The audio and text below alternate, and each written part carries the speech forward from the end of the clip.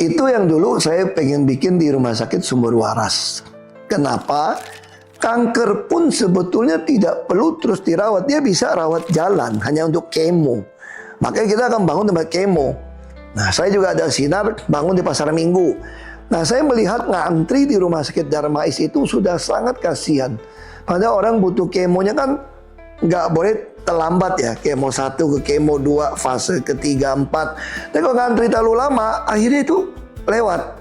Makanya di situ kenapa ketika saya temukan rumah sakit swasta mau dijual setengah 3,5 hektar nggak salah di Sumber Waras, saya cepat-cepat mau beli. Kenapa? Karena dekat dengan Darmais. Dokternya semua, terus dari sisi AMDAL semua udah beres karena di rumah sakit. Bahkan saya mau dirikan apartemen 500 unit. Untuk apa apartemen? Kadang-kadang kita temukan orang yang susah itu tidak mampu pulang ke rumah rawat jalan, kan nggak ada ongkos, saya bilang nggak ada keluarga yang nganter.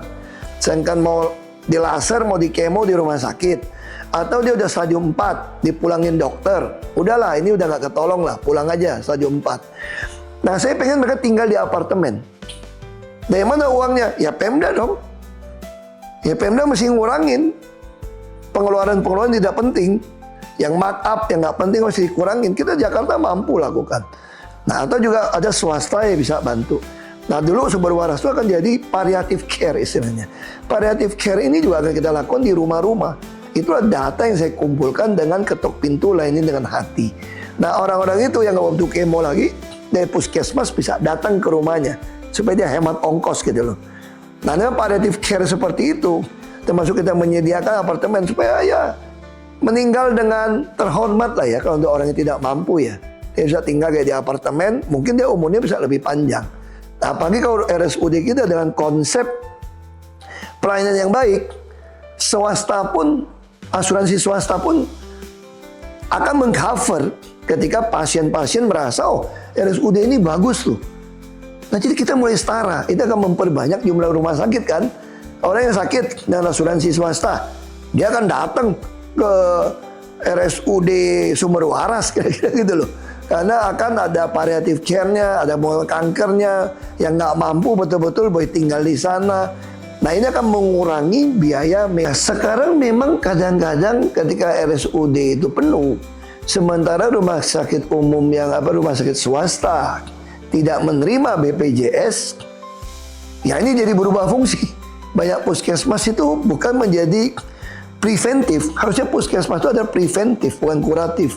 Tapi tentu beberapa puskesmas di Jakarta saya tingkatkan jadi rumah sakit umum kecamatan. Untuk apa? Supaya itu tadi kan keluarga yang datang itu nungguin tidak jauh. Nah, kalau konsep ini bisa kita berlakukan, semua orang boleh berobat ke yang paling dekat dengan rumahnya yang dia mau. Ini akan sangat menghemat biaya dan sangat akan dari pencegahan penyakit yang lebih parah karena cepat terdeteksi.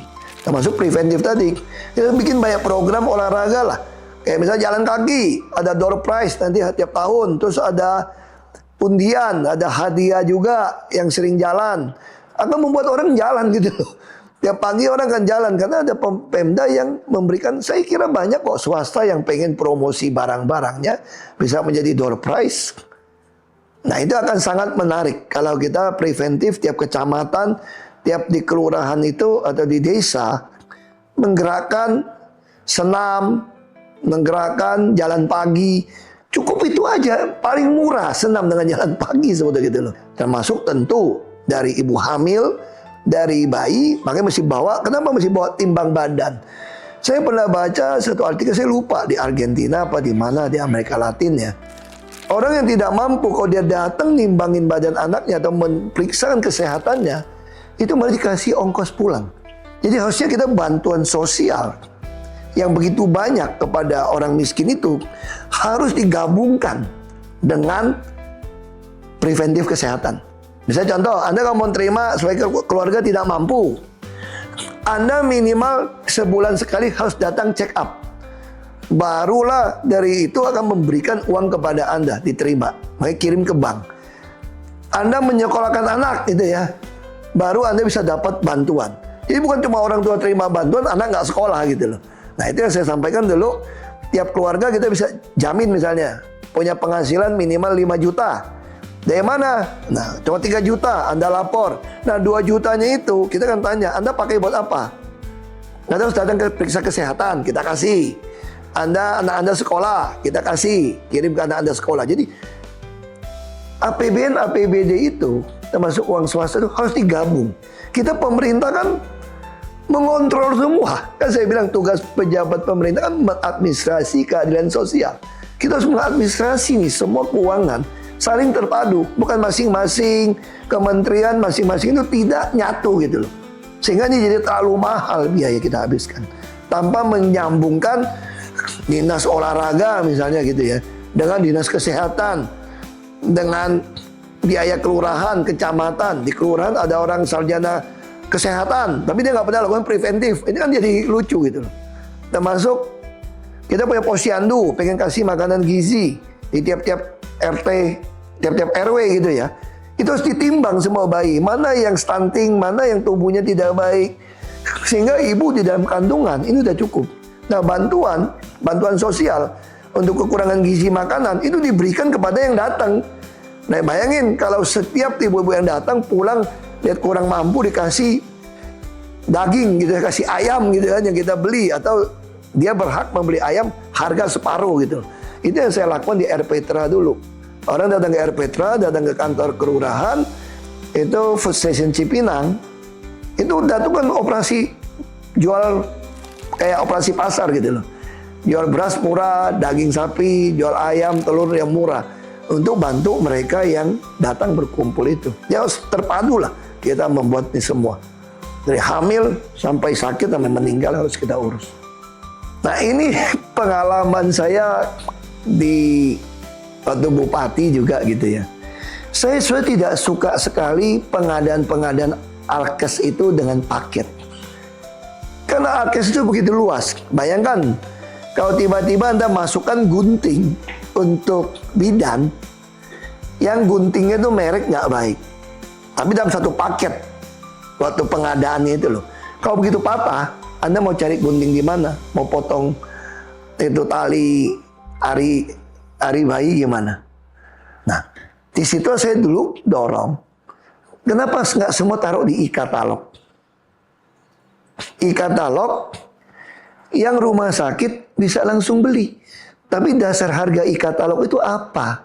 Kalau dia markup dulu gimana? Baru tawar-menawar. Kan saya sudah bilang, kita minta faktur pajak. Jadi produsen yang mau memasang e-katalog, saya Jakarta bisa bikin sendiri dengan LKPP. Berapa sih faktur pajak yang dia store ketika rumah sakit swasta beli dari dia? Alat yang sama. Nah, dengan alat yang sama seperti ini, tidak mungkin swasta bodoh kan beli. Apa itu jumlahnya besar. Nah, apa kalau Kemenkes yang melakukan deal untuk pembelian. Jadi selain udah dengan harga pajak, faktur pajak, dia masih ada untung. Nah, kalau kita negosiasi termasuk obat, bayangkan gitu ya, misalnya obat, berapa nih satu kotak? 100 perak ke swasta. Buktinya mana? Faktur pajaknya ke rumah sakit swasta.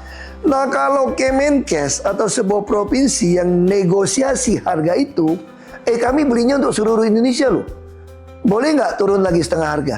Berapa kamu bisa? Saya jamin bisa turun. Pasti turun. Kan kita belinya banyak gitu loh. Kita tinggal lelang aja. Toh dokter juga memahami kan, persaingan merek obat kan banyak. Tapi inti kan sama. Misal kita bicara paracetamol, macam-macam orang bikin namanya. Tapi inti kan paracetamol untuk turunin panas. Kita bisa negosiasi. Lalu bukan hanya cuma negosiasi, kita juga bisa periksa dengan kondisi pemerintah yang ada. Kandungan paracetamol yang Anda produksi itu sesuai atau tidak. Kenapa misalnya ada isu gitu ya, yang luar negeri, merek luar negeri lebih baik. Apa karena cuma perasaan, pikiran, atau memang benar mutu kita memang kurang. Nah, ini kan bisa dibuktikan secara lab. Kita punya apoteker banyak kok. Kita punya apoteker banyak, punya lab banyak, tinggal dipelajarin kan. Ini kandungan obatnya apa gitu loh. Saya kira nggak ada farmasi yang nekat. Saya kira perusahaan besar farmasi, PBF yang distribusiin obat juga pasti takut. Dan ini kita pakai harga yang terbaik. Ini akan sangat menekan biaya pengobatan di seluruh Indonesia. Bahkan orang yang di luar BPJS pun akan menikmati. Dan ini keuntungan ini akan menolong dokter nakes mendapat gaji lebih baik. Karena rumah sakit lebih untung. Kecuali ada oknum-oknum yang ngambil komisi dari obat. Itu lain cerita. Nah dengan cara ini maka oknum orang berada mafia obat pun akan selesai. Saya nggak tahu. Tapi yang paling kita khawatirkan itu adalah kita ambil yang murah. Walaupun ini nggak cocok, kita paksakan pasien kita untuk menyerap obat-obat ini. Karena hampir semua apotek itu ada dokter praktek. Nah hal-hal ini tentu kita butuhkan. Kalau ada asuransi, ada audit akhirnya gitu kan. Nah ini model-model ini termasuk coding-coding BPJS, termasuk obat-obat yang dikeluarkan. Apakah tidak ada kickback balik? Ini semua mesti diaudit. Nggak bisa. Bisa contoh gini, dulu saya bilang Belitung Timur tidak bayar yang kelas 3. Oh ada yang pegawai swasta marah sama saya. Kenapa? Karena ternyata ada, kalau dia sakit berobat sama dokter, dia oknum gitu ya. Kelebihan obat yang dikasih bisa jual balik setengah harga. Nah ini kan jadi semacam penghasilan ini nggak bisa. Makanya saya bilang swasta, kita selalu patokan ada asuransi swasta. Karena asuransi swasta itu tidak mungkin mau membayar sembarangan. Kalau dokter memberikan obat melebihi pun tidak mau dikasih. Nah ini yang model-model inilah yang kita harus disatukan semua secara lebih jelas gitu. Di Jakarta dulu saya tambah banyak, itu di Sunter itu. Ada pusat untuk ambulan. Makanya dulu kan banyak orang suka minta, Pak kita minta dong RW kami supaya ada ambulan. Kadang mau ngantar jenazah pulang susah, ambulan susah. Itu dari saya di Belitung. Saya bilang, kalau Anda punya satu ambulan disumbang orang pun, kamu punya nggak sopir yang jaga 24 jam? Berarti 3 sopir.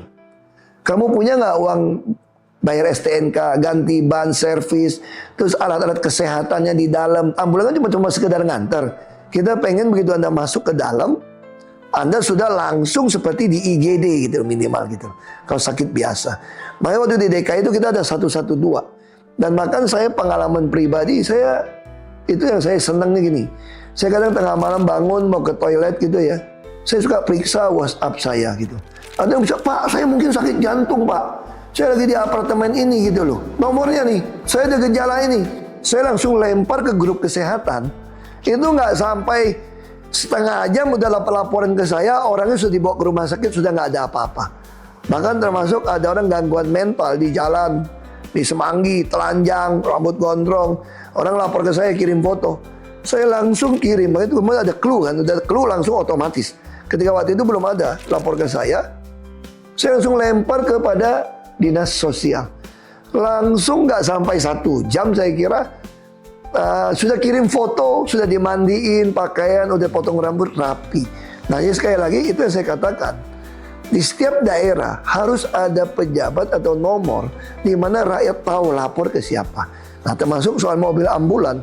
Saya bilang lebih baik tiap puskesmas, tiap kelurahan itu ada ambulan. Karena kita yang bayar gajinya. Ada alat kesehatannya, jamin dalamnya, obatnya, tabung oksigennya, semua ada. Bukan cuma sekedar tulisan ambulan, tapi bannya juga botak gitu ya, atau remnya bolong, udah jelek, itu mungkin membahayakan. Nah itu kenapa saya sangat tidak setuju pemerintah tidak menyediakan ambulan di tiap kelurahan. Makanya Jakarta itu sangat bagus ambulannya. Kita terus beli. Bahkan kita bisa antar orang sakit, bahkan meninggal. Nah itu sih yang dulu saya pernah kerjasama juga menyediakan salah satu rumah Pemda untuk mereka kumpul gitu loh. Nah di situ saya berharap bisa kerjasama dengan mahasiswa dari Fakultas Psikologi yang psikiater, mereka bisa ikut turun di dalam. Tentu dikoordinasi oleh puskesmas kita. Karena kesehatan mental ini penting. Tapi Jakarta ya, waktu saya seleksi untuk lurah dan untuk camat, saya sampaikan salah satu kriteria yang saya minta itu adalah orang yang punya hospitality, pelayanan. Dan terjadilah bidan jadi camat. Mungkin orang lupa istilah itu bidan loh. Kenapa? Karena itu yang saya inginkan. Kamu harus tahu, kenali warga kamu. Mana yang butuhkan pertolongan, mana yang punya persoalan mental, persoalan keuangan, kesehatan. Kita kan urus mereka. Nah itu yang kita lakukan dengan RPTRA itu kita bisa mulai amatin, tau nggak? Kita CCTV. Jadi saya secara acak saya bisa lihat tuh orang punya masalah atau enggak. Waktu kumpul di RPTRA kita bisa lihat kok. Makanya ada orang ngomong gini RT RW, males sama Ahok itu jadi gubernur, banyak tugasnya jadi RW. Jadi RT banyak tugasnya. Ya saya bilang kan Anda dikasih honor juga. Nah Anda belajar gimana cara untuk input data warga Anda. Tapi beberapa komplain. Wah repot banget lah. Maunya uang. Nah kalau mau uang, setiap uang yang Anda terima dari APBD, kan saya sampaikan, harus ada tanggung jawabnya, harus ada output. Itu sistem keuangan negara kita dirancang seperti itu. Setiap uang yang dikeluarkan harus ada hasilnya apa. Nah tentu kita harapkan uang yang kita berikan kepada RT RW itu ada tanggung jawab untuk mengawasi warganya. Kalau Anda nggak mampu punya keuangan, lapor pada kami kan, kita akan bantu. Orang-orang yang menderita sakit mental. Dan ada CCTV kita bisa lihat sebetulnya. Nah itu yang kita minta pengawas kita, lurah, RW, termasuk camat, wali kota, dinas-dinas bisa mengawasi. Nah ini memang sedikit dilematis ya. Misalnya contoh gini, kita bicara kesehatan, ini kan bicara perspektif orang masing-masing. Ini kan life saving sebetulnya teman. Misalnya contoh gini, saya pengalaman layanin di rumah sakit. Orang yang kaya, dia bisa merasa, wah saya mesti keluar negeri nih baru sembuh. Saya nggak percaya di dalam negeri. Padahal di luar negeri yang kirim pulang jadi jenazah juga banyak tau. Ini kan perspektif. Ada juga merasa, bisa katakanlah, saya berobat di ASEAN ini. Nggak cukup, saya masih berobat sampai ke Eropa, ke Amerika. Dia punya uang. Nggak bisa paksakan. Nah di sini butuh transparansi. Seorang dokter itu harus punya kepercayaan diri dan punya nurani. Kita tentu menyelamatkan sebanyak mungkin orang. Dan ke luar negeri itu, mereka merasa di luar negeri itu aman. Nah sekarang udah ngomong juga, saya nggak usah sebut negara lah. Wah mahal, mending ke sebelahnya lebih murah. Wajar lebih murah sepertiga. Kok bisa sepertiga lebih murah? Mata uangnya juga sepertiga harganya. Ya pasti dia sepertiga lebih murah dong. Dia merasa lebih murah. Lalu Jakarta hitung-hitung lebih mahal daripada di luar negeri. Mendingan saya ke luar negeri. Untuk orang-orang di luar BPJS. Nah saya tidak menyalahkan siapapun mau ke luar negeri. Anda punya uang, Anda mempunyai perspektif, silakan saja. Toh kita juga satu hari berharap orang luar negeri berobat ke Indonesia. Karena mata uang kita lebih kecil. Kita bikinkan Pertamina kan, yang Bali International Hospital kan. Terus kita bikin itu, pemerintah mengeluarkan peraturan ini adalah kawasan ekonomi khusus. Dokter-dokter luar negeri boleh praktek di sana sambil tamasya di Bali. Ini persis khayalan saya waktu di Belitung dulu nih. Dokter boleh datang ke Belitung, bantu obatin, spesialis terus boleh jalan-jalan di Belitung. Saya urusin deh mobil, makan, tinggal di rumah dinas. Boleh nggak orang luar negeri berobat ke kita? Boleh kan? Artinya apa? Di mana keunggulan komparatif Anda? Kalau orang nggak mau datang ke Anda, apalagi orang sendiri berobat ke luar negeri, artinya kan kurang percaya sama mutunya. Nah itu karena perspektif. Orang kaya mau ke luar negeri itu hak dia lah. Semua orang manusiawi kok, punya duit kok. Keliling bulan pun dia datangin asal keluarganya hidup. Mau setengah harta pun dia korbanin asal keluarganya hidup. Dia nggak peduli nilai. Itu persentase yang kecil. Kita lebih baik ngurusin, jangan sampai orang sakit jadi miskin. Jangan sampai orang sakit nggak terurus sampai meninggal. Jangan sampai orang hamil nggak punya gizi yang baik, lahir anak yang kurang bergizi, stunting. Itu lebih penting daripada kita mempersoalkan orang berobat ke luar negeri segala macam itu loh. Nah, saya operasi semua di dalam negeri. Wah, semua orang kaget. Gila lu. Waktu itu gubernur lu operasi di sini, lu nggak salah lu. Saya percaya sama dokternya, sama rumah sakitnya. Baik, kadang-kadang saya udah nggak jadi gubernur, check up ke rumah sakit ke dokternya, nggak dipungut bayaran. Kenapa dok? Kalau udah nggak jadi gubernur lagi, udah nggak ada, malah kan lu nggak ada yang bayar. Kenapa? Karena saya menghargain, dia bilang. Saya suka ke dokter itu bilang, saya menghargain bapak yang percaya pada saya untuk melakukan operasi. Itu berarti bapak percayakan nyawa bapak lu. Ya saya percaya saja. Ini soal perspektif masing-masing gitu ya. Nah, itu sih. Bagaimana kebijakan pengendalian rokok yang ideal untuk Bapak, baik dari sisi pajak, pengaturan tentang industrinya, hingga perokok atau konsumen? Apakah merokok di tempat umum sembarangan merugikan orang lain? Ya bagi saya kita udah jauh lebih maju ya. Kita juga mulai bagi kan. tempat-tempat di mall ada tempat rokoknya. Pokoknya kita udah mulai bagi, kendaraan umum nggak boleh ngerokok. Ya kalau bagi saya, orang mau ngerokok, tuh rokok pajaknya udah ditinggin gila-gilaan ini. Padahal petani tembakau teriak, pekerja industri rokok teriak ini. Orang mau merokok oke, tapi anak kecil nggak bisa ngerokok. Makanya dulu saya bikin, yang terima KJP nih, Kartu Jakarta Pintar, kalau kamu ngerokok, gua cabut. Nggak ada urusan. Lu berantem, gua cabut. Nah itu yang saya maksud gitu loh. Kita kasih sesuatu, ada edukasi, ada sanksi, ada disiplin. Sebagai pemerintah, sebagai orang tua. Hanya bisa ngatur ini pemerintah. Bagi saya orang mau industri rokok maju, bagus kita ekspor kok. Pajak juga, cukainya tinggi nih udah loh. Nah maksudnya cukai tinggi alasan untuk obatin kesehatan kan. Nah saya nggak tahu ini langsungnya kemana gitu loh. Ini juga satu masalah nih. Nah itu sih yang jadi semua ini nggak bisa sepenggal-penggal tau nggak. Ini mesti ada koordinasi dan sinkronisasi semua baru bisa jalan. Menurut saya seperti itu.